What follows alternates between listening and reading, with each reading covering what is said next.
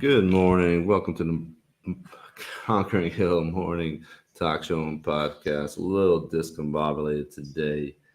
How are you today on President's Day, February 19th? Streaming live from South Hostel in Panama. Well, today, plugging along today on a beautiful Monday, President's Day. President's Day being celebrated in America for all the great and horrible presidents that we have had throughout the years. I'm no historian, but I've been alive for a few of them, and I'm here to share my opinion about a few of them and maybe a few facts that maybe you weren't aware of as well about some of our presidents and some of our presidents that were never recognized during our schooling, right? We were always taught that George Washington was the very first president.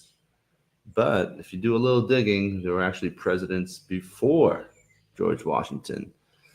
So, one name in particular is Peyton Randolph, Henry Middleton, okay, John Hancock, Henry Lawrence, John Jay, Samuel Huntington, Thomas McKean. So these guys were actually the presidents of the Continental Congress and Confederation Congress. Okay, so they were the ruling party, the ruling person over the continental United States before it became the United States of America. So in all actuality, as great as George Washington was, some people don't consider him the very first president, which I could see that argument, right? Well, we are in an election year, and I'm not here to take a side per se. I've always been kind of called like I see it. And what I see in the last few elections, and especially what's going to be happening now, is what we have. We have Joe Biden running for trying to the incumbent president, which he's been struggling keeping his sentences together. He's been struggling walking, falling off the stairs, very incoherent, and everyone can see that. The "Let's Go Brandon" chant, everyone understands that. So, unfortunately, the country has been so divided, which I believe it really started during the years of Barack Obama, where they really tried to divide the country based on race, and it started from there. And it definitely was intensified and spread and divided even more during the presidency of Donald J. Trump as well. So, a common tactic from the powers that be, order out of chaos, right? Or I'm sorry, divide and conquer, and order out of chaos, which are both were happening, right? So divide and conquer. So you divide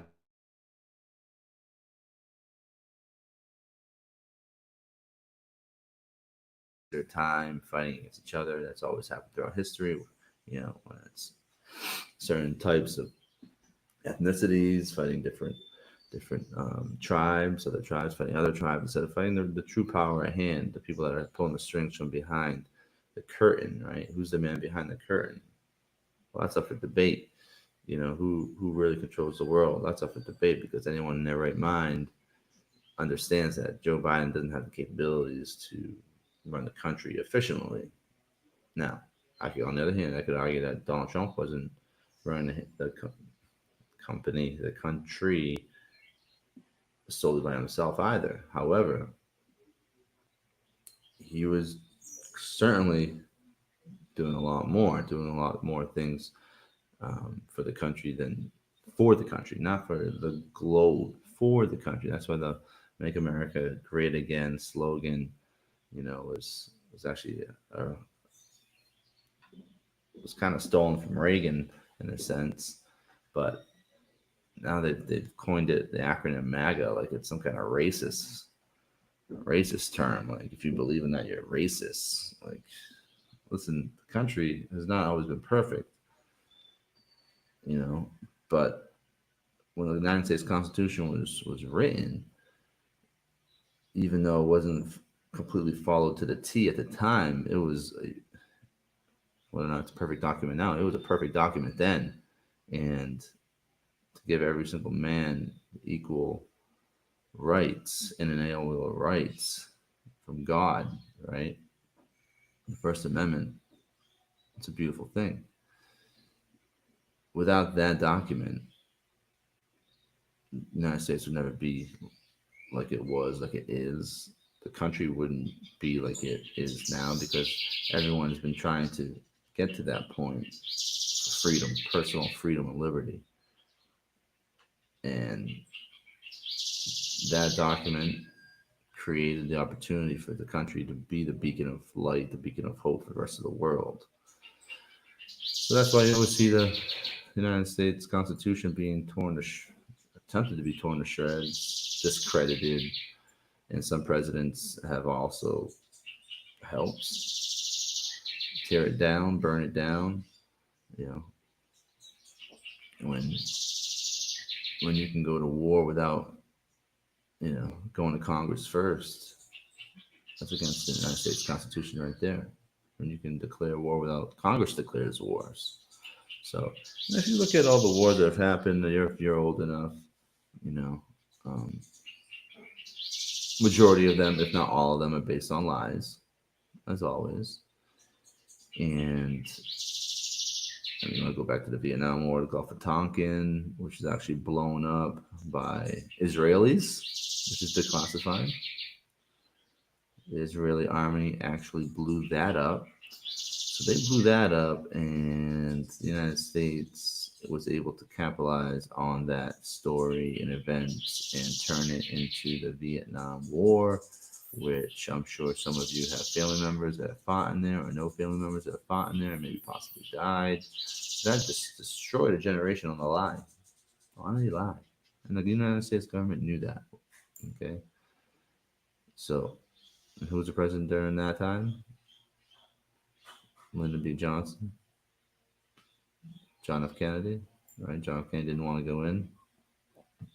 They forced his hand. So some said he was a great president, and that's why they took him out. Why did they want to take him out? Why did they want to kill John F. Kennedy?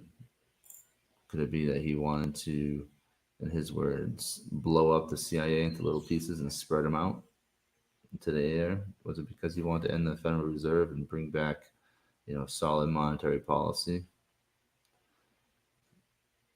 Or was it that he didn't want to go into Vietnam? Okay, so the powers that be are always lurking. Okay, they're always there. They're not going anywhere. The powers that be have been trying to take Donald J. Trump down since day one, since he walked down those escalators, right? Full disclosure, I did not even vote in 2016 for Trump or Hillary. I don't even think I was in Panama at the time, which I could have voted at the U.S. consulate in the embassy. Could have voted there. I decided whatever.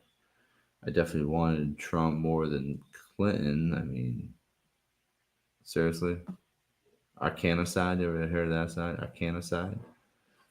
People have been whacked that have had some kind of they've had some kind of affiliation with her, a bill on the way, and it crossed them. They knew too much and they got whacked. Yeah, so she was up to no good. Trump obviously is a businessman. Some people say a con man, a reality TV show. You know, I like listening to him because he's hilarious. He says some funny, stupid shit, and I think it's hilarious. Now, he he's called out many different organizations like NATO need to pay their fair share of money. Why are we sending all this money to NATO and we're protecting all the countries? Why don't you send some money, right?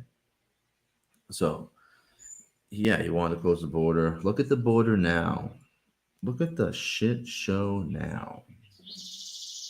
Was he right about that?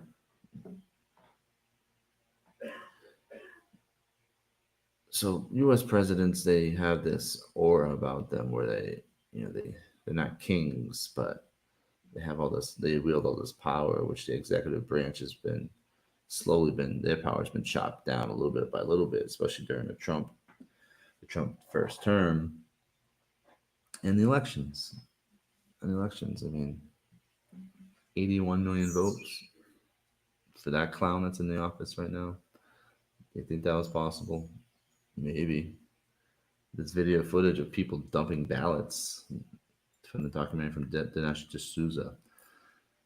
They were dumping ballots in the middle. They were in the middle of the night. All counties, all across the United States. Most those certain states that swung to Trump.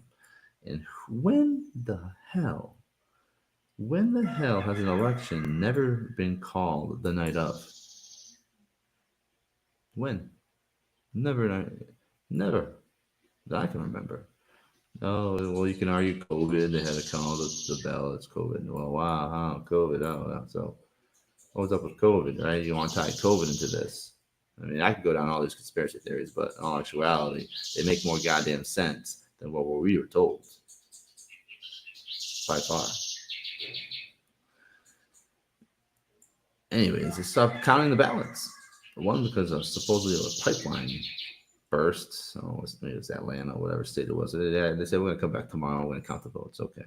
Well, we went to bed that night. Trump was kicking ass. When we woke up in the morning, he was losing. So it's like anyone with their right mind. I mean, it's like, Jesus Christ. Anyways, so this President's Day, we have an election year coming ahead. Coming up, we're in the middle of it, and it's very important. Like they always say, it's going to change the trajectory of our country. And maybe this one's a little bit more. It could. Solely because, in all actuality, the country is as you know, they claim Bidenomics is working, but we all seen what inflation has done. We all seen what the policies have done. You know, it's always, as George Carlin used to always say, it's one big club and you ain't in it. All right, so they're running the show. All those assholes are running the show, and you're not in the club.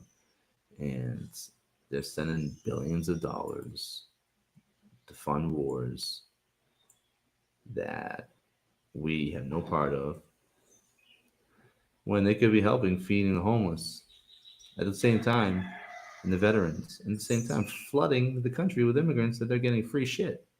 They're getting free shit. Free money, free phones, free transportation to wherever the hell they want to go, free housing.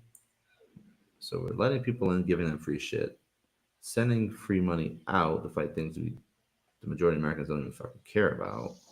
And then the American citizens getting hosed, and they're paying for it. They're paying for it with their tax dollars. So you can see why people are angry and what is happening. Perfect response. Perfect response. So if Trump was president during this term, do you think he would have went into Ukraine? Do you think Russia would have went into Ukraine? Do you think he'd be sending money over there? I highly doubt all that would happen. With Israel, I couldn't tell you either way. The border, obviously they fought him all tooth and nail about building a wall there in the border, but I don't think the immigration would be as bad as it is now with him in it. Would the economy be better? Well, the Fed raised interest rates the whole time, every quarter, destroyed the economy and the market in doing so along the way. Really tough to tell to go back in time. So fast forward to what we have going forward this year. If both of these presidential options are available, because there's no guarantee Biden will be available. They're slowly trying to tear him down, which they have to do slowly. So I don't think he will be on the ballot. He can be controlled. He is controlled. He's a puppet. Can't make a fucking sentence, and they'll roll somebody else out. Who it is, couldn't tell you. Gavin Newsom, Michael Obama, Clinton, Kamala Harris. Who knows what they're gonna do? But they can't let him run versus Trump. Now, will they let Trump run for president? Well, they clearly don't want him to. They're clearly trying to do everything they can so he does not become the president. That is quite obvious. Whether he committed crimes, made up allegations where, pretty much every other president along the way has never been charged of. I'm sure there's something along the way where he didn't do something right, committed a crime. Probably true. Probably true. But you can't stop the will of the people if that's the person they want to vote for. They want the Republican candidate to be him. You can't stop the will of the people. So what's going to happen is if they don't allow him to run, or he runs and he loses to Biden again, you're going to see the country go up in flames. You're going to see the country go up in flames like you've never seen. You thought, was it the 2020 year? All the riots is bad. You're going to see civil war like you've never seen, which is kind of what I think they kind of want. Order out of chaos, divide and conquer, right? It's easy for that. It's easy to bring in. It's easy to make excuses why the country sucks when everyone's fighting against each other. So possibly dark days are really ahead. I couldn't tell you. Now, if he wins, if Trump wins, the left, they'll Antifa and they'll roll them all out. You can guarantee there'll be some unjustified police brutality, murder along the way on some African American kid during the presidential election. You can guarantee something happens. They will amplify it. Doesn't matter what is true, what is not true. They will amplify it and create the best race war possible. So they'll be hitting the streets during that time. It'll just be insane. It'll just be insane. And you can't roll out another COVID 2.0 where they're making everyone vote from home when they can adjust the, the results, play with the ballot boxes.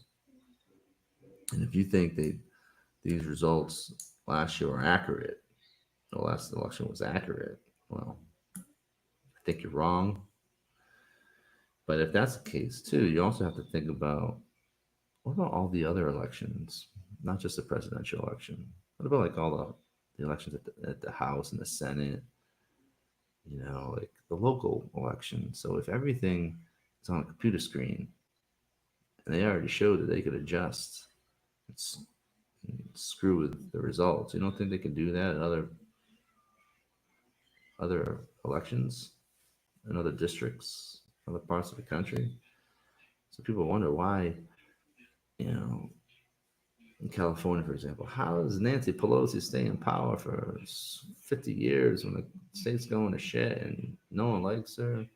Or, Mitch McConnell or Lindsey Graham, Chuck Schumer, like all these people, like people don't like and they hate and despise. Like even in Massachusetts, how does this woman, Senator Warren, keep winning when no one likes her and all this other jazz? And things, they're fixed. Everything's fixed. It's pretty wild when you come to that conclusion that a lot of these things have been manipulated. Do I have all the proof for you here? No, but I can, if you want to go see some proof about the presidential election, just watch the 2000 Mules by Dinesh D'Souza, and you can see that firsthand. He breaks it down very well. So hopefully this year on this President's Day, and generally I'm more upbeat and optimistic about everything. And I'm also a realist when it comes to certain things too. And along the way throughout my life, I was against the machine. Good morning. I was against the machine along the way, and especially during like the Iraq War years, 9/11 years. I was definitely an activist and did my part trying to fight the machine. But then you kind of understand, well, if you're gonna fight the machine by yourself or whoever you're fighting it with, the machine's gonna keep moving. You can throw all the rocks, shoot all your arrows and guns at the spinning wheel of the machine, but it's gonna keep moving forward, and you ain't gonna stop it. So there came a point in my life where I'm like, you know what, I just want to travel and enjoy my life. I can't stop it. I can do certain things to prevent certain things, be aware of certain things, but you can't stop the machine. And this is much like that. You can't stop the machine. Now, if you get 10 million people that go down and flood the streets in Washington and refuse to move until X, Y, or Z happens, could change happen? Yeah. Peaceful things happen. If they're acting peacefully, yeah, possibly. We already saw what happened on January 6th with the FBI informants, it being infiltrating the event, people walking through the halls, breaking in. What a shit show. I was here. I didn't really watch the whole thing but I've seen plenty of highlights and it's enough. So the country's in a very peculiar spot, and I think anyone who cares about the country and cares about their family and their life just wants the country to do great things. What's so bad about that? The people just want their children to be raised in a safe, beautiful, prosperous country where freedom is recognized by everyone and everyone has those freedoms. There's a reason why people come to the United States. They want more freedoms and they want more money. They're not necessarily escaping or seeking asylum. They just want better opportunities. And even though maybe the opportunities might not be there like they were in the past, but there's still better opportunities than these people have at their home country. So there's a reason why people still are flooding the southern border, the northern border, right? Because it is still, they say, the best country in the world. Whether or not that's true or not, I couldn't tell you. But according to the United States Constitution, it's still the best document in the world. And as long as we have that document, the United States Constitution, we will be okay. So it's important that we uphold it no matter what happens. So on this President's Day, I want to wish you a great day off. Enjoy it with your family. Thank you for joining me today live here on my Facebook page and YouTube channel. You can catch the replay on my Spotify channel and YouTube channel. Thank you so much. Have a great day.